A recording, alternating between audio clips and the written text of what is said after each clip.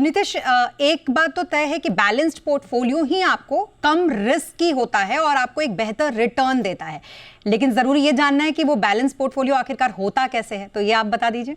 कि इन्वेस्टिंग में एक ही तरीके का फ्री लंच अवेलेबल है, जिसको हम फ्री लंच बोलते हैं। वो है आपका असेट अलोकेशन एंड डाइवर्सिफिकेशन।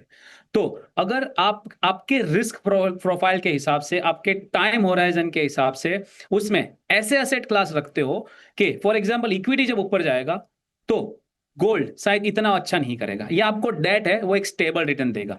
तो हमारे पोर्टफोलियो में स्मिता ऐसे एसेट क्लासेस चाहिए, ऐसे इन्वेस्टमेंट प्रोडक्ट चाहिए जो एक साथ मूव ना होवे, एक ऊपर जाए एक नीचे जाए, एटलीस्ट एक स्टेबल रहे जब दूसरा नीचे जा रहा है, राइट। तो इसीलिए equity, debt, gold and foreign equity, अगर ये चार असेट क्लास को आपने जोड़ दिया तो मुझे लगता है एक सॉलिड पोर्टफोलियो बन सकता है। पर उसका मिश्रण, उसका कॉम्बिनेशन क्या होना चाहिए वो बहुत इंपॉर्टेंट है। अगर हम बात करें, मान लीजिए उदाहरण के तौर पे कोई 35 ईयर ओल्ड है और वो 10+ ईयर्स के लिए इन्वेस्ट कर रहा है, तो उसका 70% इक्विटी में वो निवेश कर सकता है, multi cap funds, flexi cap funds and small cap funds है।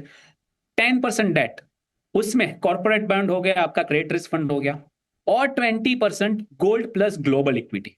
तो गोल्ड फंड से या जो पैसिव फंड से ग्लोबल इक्विटी में, फिलहाल तो अभी सेबी ने तो रेस्ट्रिक्ट करके रखा है, अभी नहीं डाल सकते पैसे, बट उसके जगह आप कोई इक्विटी फंड्स या तो कोई मल्टी एसेट एलोकेशन फंड है जो ग्लोबल इक्विटी में निवेश करते हैं उससे, तो 70% equity, 10% debt, 20% gold and global equity. इससे क्या कर रहे हैं हम स्मिता, पोर्टफोलियो में ऑप्टिमम एक ट्राई कर रहे हैं, एक असेट एलोकेशन हो जाए और डाइवर्सिफिकेशन भी हो जाए। उस हिसाब से एक रिस्क को आप कम कर देंगे और उसी से आप एक रिटर्न बढ़ा सकते हो। तो जैसे हम बात कर रहे हैं पूरे शो में कि रिस्क को आप फिक्स कर सकते हो, रिस्क को आप एक अंदाज तक कम कर सकते हो, और उसका तरीका है आपका diversification, asset allocation end of course, जैसे ऋषिकेश ने बताया, जब आप फंड सिलेक्ट कर रहे हो तो उसके वेरियस रेशियोज आप देखेंगे, तो उससे आप आपके पोर्टफोलियो को, रिस्क को डेफिनेटली कम कर सकते हो।